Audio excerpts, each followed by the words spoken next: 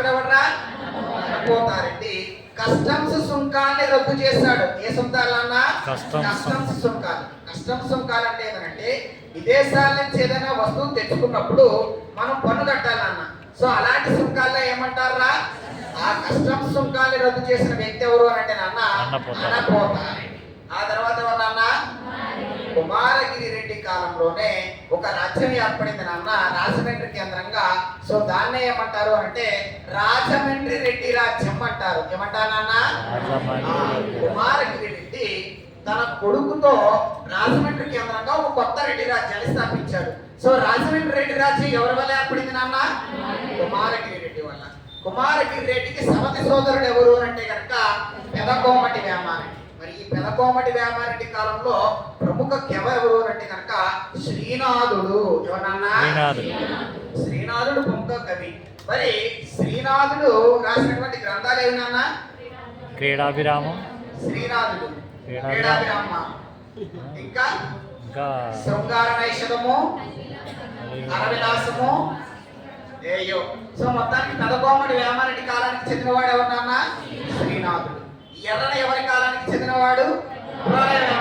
శ్రీనాథుడు అయితే కనుక పెదకోమటి వేమారెడ్డి. అయితే పెదకోమటి వేమారెడ్డి యొక్క కొడుకు ఎవరు అంటే లాస్ట్ ఎవరని చెప్పారా? రాచవేమారెడ్డి. ఈ రాచవేమారెడ్డి కాలం నాటికి రాజ్యము అనేది బాగా బలహీనపడిపోయింది. మా నోడు ఏమీ చేసేది లేక ఆఖరికి పురిటి సుంకాన్ని కూడా విధించాడు. అంటే పురిటి వేసుకుంటారు కదా నా స్త్రీలు, దాని మీద కూడా సుంకం విధించడంతో ప్రజలందరిలో కూడా ఒక తిరుగుబాటు చెలరేగింది. సో ప్రజలే రాజవేమారెడ్డి అని చెప్పేశారు. అక్కడితో ఏ రాజ్యం అంతరించింది నాన్న? అయితే మొదట్లో ఈ యొక్క రెడ్డి రాజ్యము అనేది కుమారగిరి రెడ్డి కాలంలో ఒక పతాక స్థాయిని చూడటము అనేది జరిగింది నాన్న. మరి కుమారగిరి రెడ్డికి ఒక బామ్మత్ ఉన్నాడురా, ఆయనే కాటయ్య వేమారెడ్డి. ఎవరన్నా? ఈ కాటయ్య వేమారెడ్డి చాలా శక్తివంతుడు, అలాగే సమర్థుడు. ఈ కాటయ్య వేమారెడ్డి రాజ్యాన్ని ఎక్కడి నుంచి ఎక్కడి వరకు విస్తరించాడు అంటే ఒరిస్సాలో మనకి కటక్ ప్రాంతం నుంచి, ఎక్కడి నుంచి నాన్న? కటక్ ప్రాంతం నుంచి దక్షిణాన తమిళనాడులో ఉండేటటువంటి కంచి ప్రాంతం వరకు, అలాగే తూర్పున బంగాళాఖాతం నుంచి పశ్చిమాన శ్రీశైలం వరకు. ఎక్కడి వరకు నాన్న? అంటే మొత్తం ఈ కోస్తా ప్రాంతం ఏదైతే ఉందో రాయలసీమ చివరి వరకు ఆ మొత్తం ప్రాంతాన్ని వీళ్ళు ఆక్రమించడం అనేది జరిగింది నాన్న. సో ఇదే ఏ రాజ్యము అంటే కొండవీటి రెడ్డి రాజ్యం. అయితే ప్రోలయ వేమారెడ్డి కాలంలోనే కందుకూరు కేంద్రంగా ఒక రాజ్యం ఏర్పడింది నాన్న. అదే కందుకూరు రెడ్డి రాజ్యం. ఇది నాన్న. సో రెడ్డి రాజ్యం మొత్తం ఎన్ని ఉన్నాయా? 3. కొండవీడి కేంద్రంగా కొండవీటి రెడ్డి రాజ్యం, కందుకూరు కేంద్రంగా కందుకూరు రెడ్డి రాజ్యం, రాజమండ్రి కేంద్రంగా రాజమండ్రి రెడ్డి రాజ్యం నాన్న. సరే, ఇప్పుడు ప్రోలయ వేమారెడ్డి కాలానికి చెందినవాడు ఎర్రన. ఎవరి కాలంలో ఈ రాజ్యం పతాక స్థాయిని చూసింది? వీళ్ళు అనేక కోటలు నిర్మించాలన్న కొండపల్లి కోట, కొండవీడు కోట లాంటి కోటలు నిర్మించడం జరిగింది. సో వీళ్ళకు కూడా ప్రధానమైన వృత్తి ఏది అంటే కనుక వ్యవసాయమే.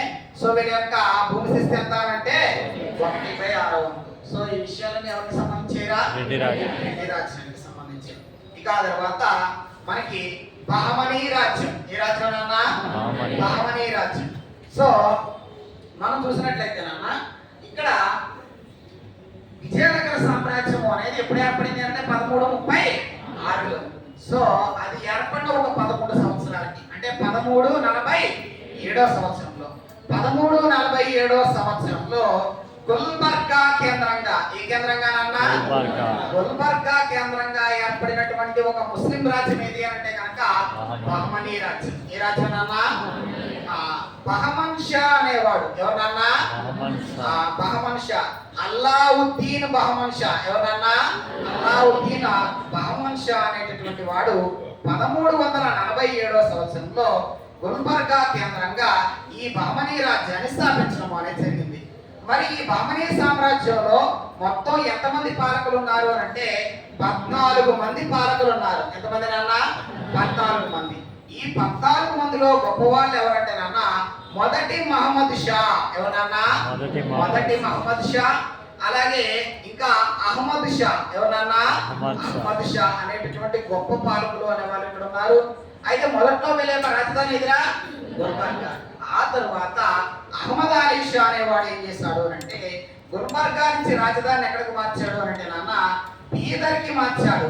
అహ్మదాలి షా రాజధాని